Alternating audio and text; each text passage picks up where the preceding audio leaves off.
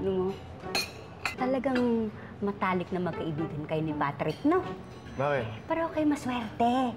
Ikaw sa loto, siya sa negosyo. Hindi kaya. Mas maswerte ako. Bakit? Eh, napangasawa kita eh. Alis na ba tayo? Oo, may lakad. Magbabayad na kami. Wag na po. Okay na po yung bill niya, sir. May nagbayad na po ng bill niya. Sino nagbayad? Uy!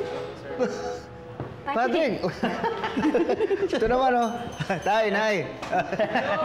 Kamusta po? Ay, it's Elsa. Patrick, nakakaya naman sa'yo. Ikaw pa nagbayad. Kaya naman ako magbayad.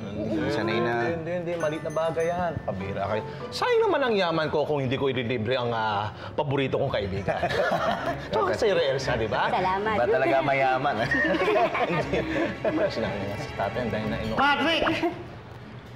Totoo ba yung narinig ko? Binayaran mo ang kinain ni Pepito at Elsa?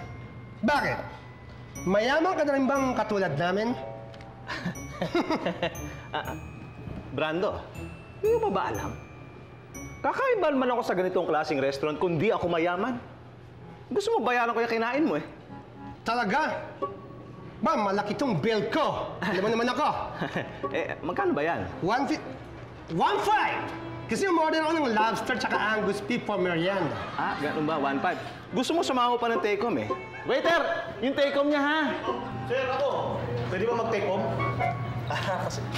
Gusto mo mag-take home ng black eye? Brando, pasensya na! Pasensya na po! Brando! Okay na. Pira naman ako. Pasensya na. Patrick! Anak! Okay kasi Brando Pwede mo kayang bodyguard mo. Oo nga, anak.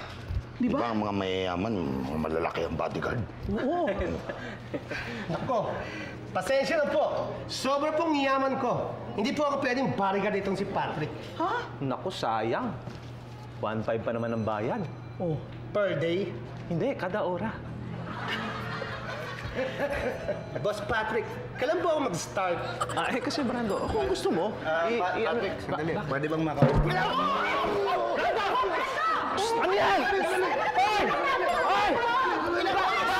Bakit? Bodyguard mo ka, pasensya nga, Pipito. Trabaho lang.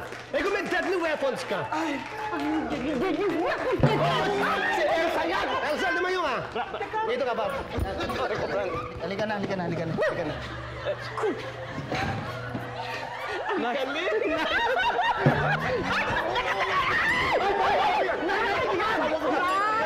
May deadly weapons, boss! Hindi na naman yan. Sorry po,